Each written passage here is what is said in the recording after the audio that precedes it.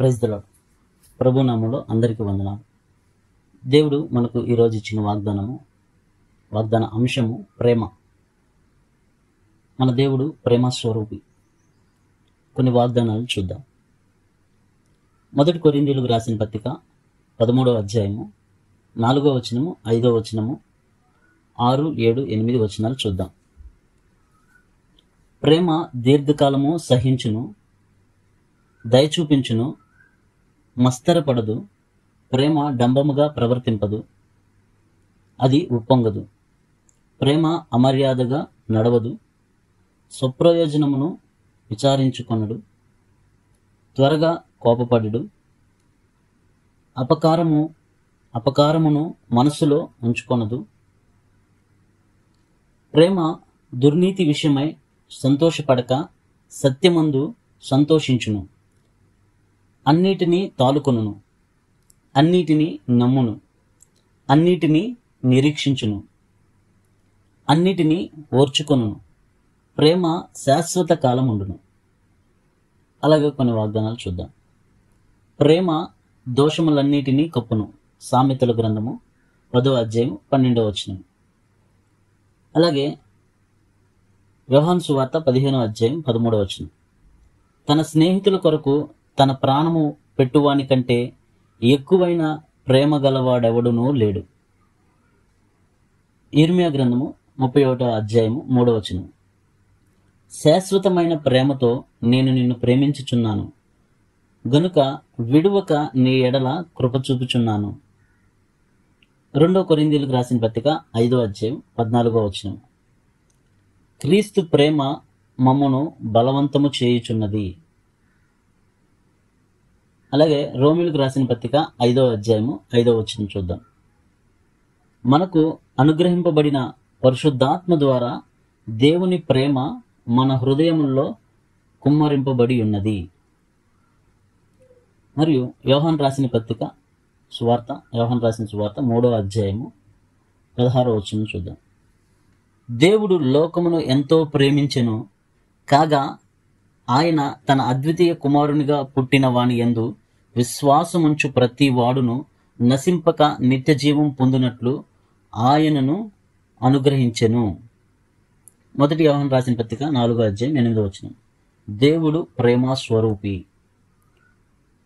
అలాగే దేవుడు ఇన్ని వాగ్దానాలు మనకిచ్చాడు కాబట్టి, దేవుడు ఎందుకు ఇచ్చాడు అంటే, దేవుడు లోకమును ఎంతో ప్రేమించెను కాగా తన అద్వితీయ కుమారునిగా పుట్టిన వాని యందు విశ్వాసముంచు ప్రతి వాడును నశించిపోకుండా తనతో పాటు నిత్య జీవం పొందినట్లుగా ఆయనను మనకు అనుగ్రహించెను.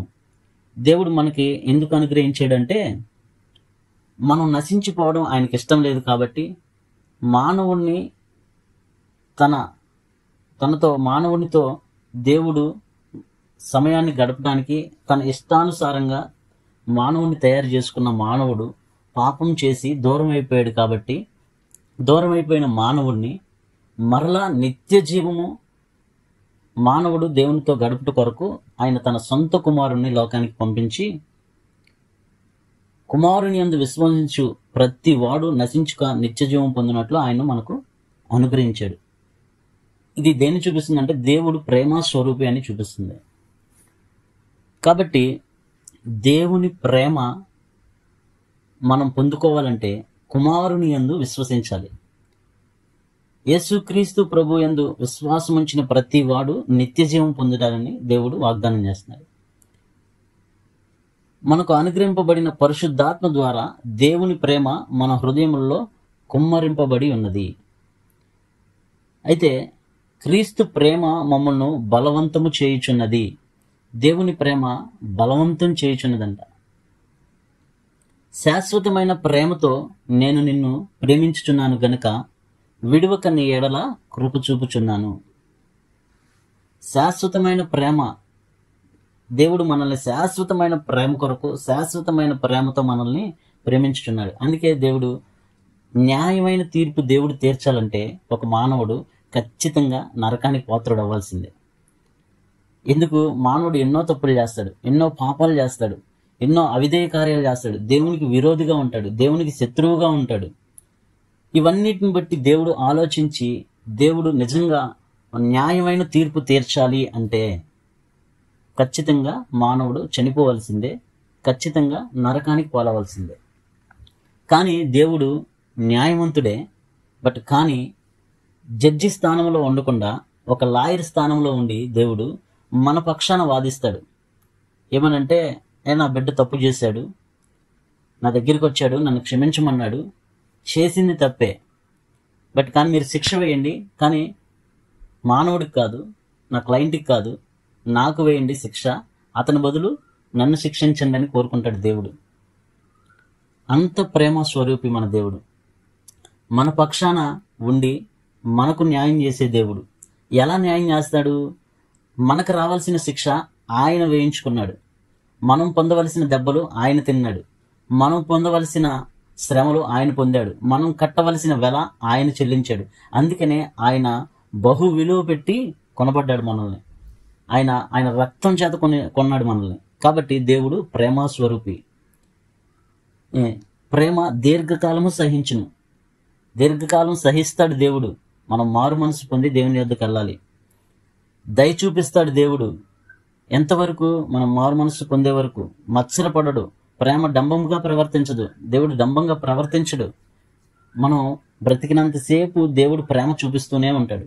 అయితే ఆయన లాయర్గా ఉన్నాడు, మన పక్షాన వాదించాడు. మనల్ని విడిపించడానికి ఏ మానవుడు సరిపోడు, కాబట్టి మనల్ని విడిపించాడు. అదే ఆయన జడ్జి స్థానంలో ఉంటే, తీర్పు తీర్చే స్థానంలో ఉంటే ఆయన మనల్ని క్షమించడు.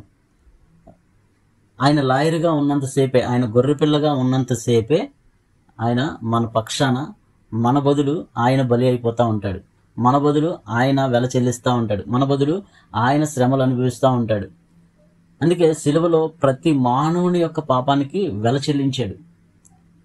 గొర్రెపిల్లగా వచ్చాడు. రెండవదిగా కొదమ సింహంగా వస్తున్నాడు. అప్పుడు క్షమాపణ ఉండదు. అదే లాయర్ జడ్జి స్థానంలో వెళ్తే మన పక్షాన వాదించడు, ఖచ్చితంగా న్యాయమైన తీర్పే తీరుస్తాడు. కాబట్టి ఇదే రక్షణ దినము, ఇదే అనుకూలమైన సమయము.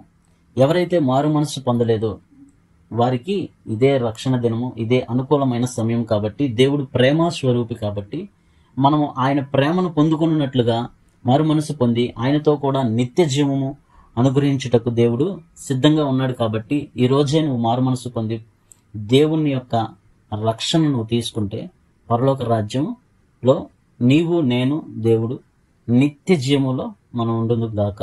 దేవుడి ఈ వాగ్దానాలన్నిటినీ మన పట్ల, మన కుటుంబం పట్ల నెరవేర్చబడును గాక. ఆమేన్. Praise lord. ప్రభు నామములో అందరికీ వందనాలు.